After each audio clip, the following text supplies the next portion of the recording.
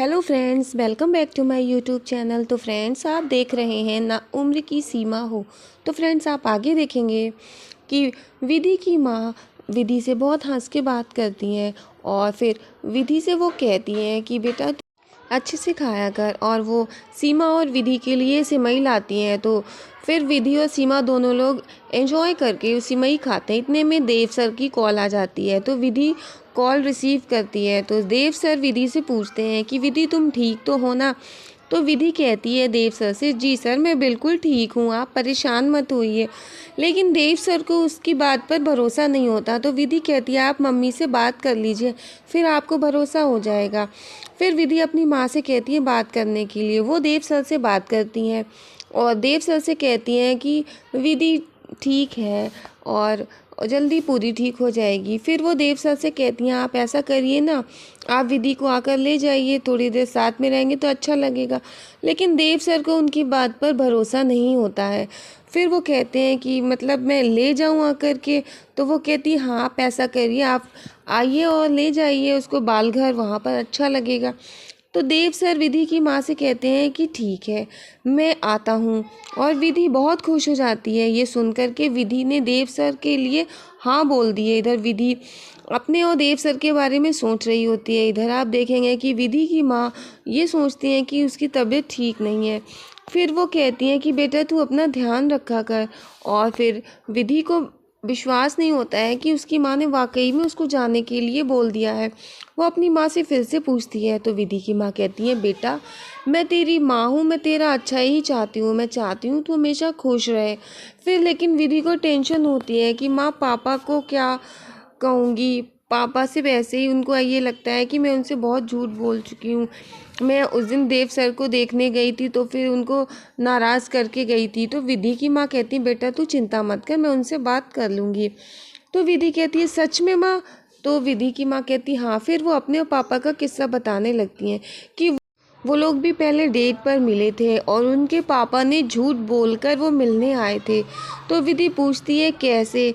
तो फिर वो बताते हैं कि तुम्हें पता है कि ये झूठ उन्होंने बोला था और सगाई में हम लोगों ने एक दूसरे को देखा तो था नहीं, लेकिन उन्होंने मेरी एक झलक देख ली थी। फिर वो मुझसे मिलने के लिए उतावले होने लगे।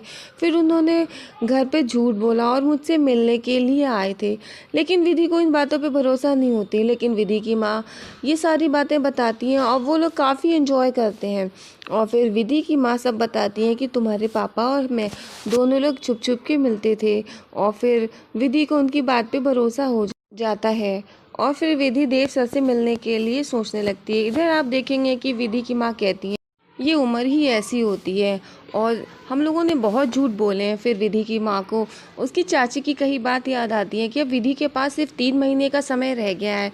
3 महीने के बाद वो हमें छोड़ के चली जाएगी। और फिर वो सोचती हैं कि विधि को हम ज़्यादा से ज़्यादा खुश रहने की कोशिश करेंगे और विधि खुश रहेगी तो सही रहेगा। विधि देव सर से मिलने के लिए तैयार हो रही होती है। सीमा वहाँ पर बैठ कर देख रही होती है। वो ये कहती है कि विधि दीदी आप डेट पर जा रही हो या फिर किसी कथा में।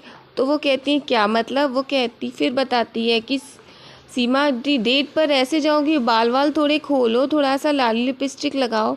इधर विधि के पापा सुन रहे होते हैं और फिर वो कहते चुप रहो, चुप कोई सुन लेगा।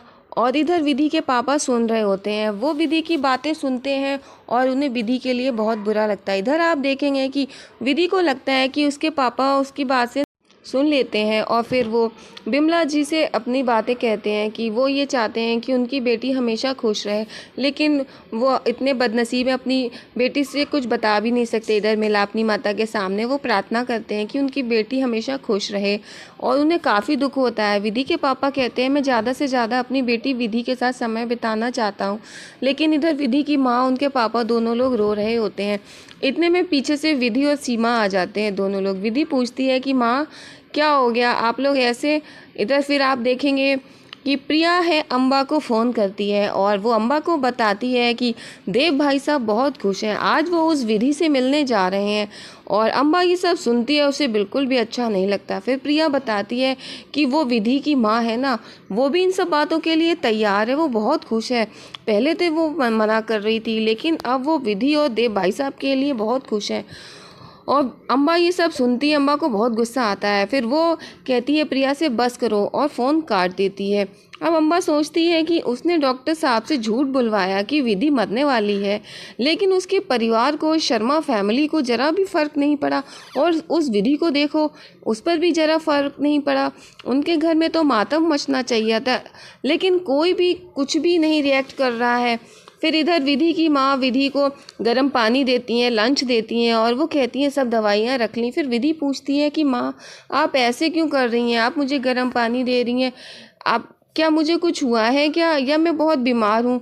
फिर वो कहती नहीं, मिलापनी माता के सामने खड़ी होती है। फिर विधि की माँ कहती हैं कि बेटा मैं तेरी माँ हूँ, तेरी फिक्र होती है। इतना कहकर कि फिर वो दोनों चली जाती हैं। इधर आप देखेंगे विधि जाती है, पीछे से उसके पापा देख रहे होते हैं। इधर देव सर विधि का वेट कर रहे होते हैं। विधि जल्दी जल्दी से दौड़ते हुए जाती है और देव सर के पास खड़ी हो जाती है। देव सर विधि को देखकर काफ़ी खुश होते हैं। इधर अम्बा जाती है डॉक्टर के पास और डॉक्टर के टेबल का सारा सामान फेंक देती है और वो डॉक्टर को डराती है और धमकाती है। वो ये कहती है कि उसने कितना कहा था कि विधि की फैमिली को डरा देना कि विधि मरने वाली है 3 महीनों में, लेकिन डॉक्टर साहब कहते हैं कि जैसा आपने कहा मैंने बिल्कुल वैसा किया, लेकिन अब मैं आपके कहे में नहीं आने वाला, ये बिल्कुल अनैतिक है, मैं आपकी बातों में नहीं आने वाला। उस वक्त मैंने डर की वजह से ये सब किया। अम्बा कहती है कि तुम क्या चाहते हो, तुम और तुम्हारी पूरी फैमिली जेल में सड़े, तुम्हारे ऊपर ऐसा केस लगवाऊंगी कि तुम कभी जेल से बाहर नहीं आओगे।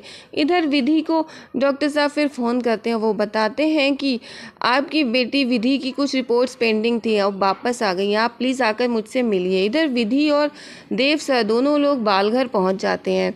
बालघर पहुंचकर विधि अंदर जाती है। वहाँ पे जो एक डॉगी होता है वो विधि से नाराज़ होता है। विधि बताती है ये मुझसे गुस्सा है, लेकिन कोई बात नहीं, मैं इन्हें मना लूँगी।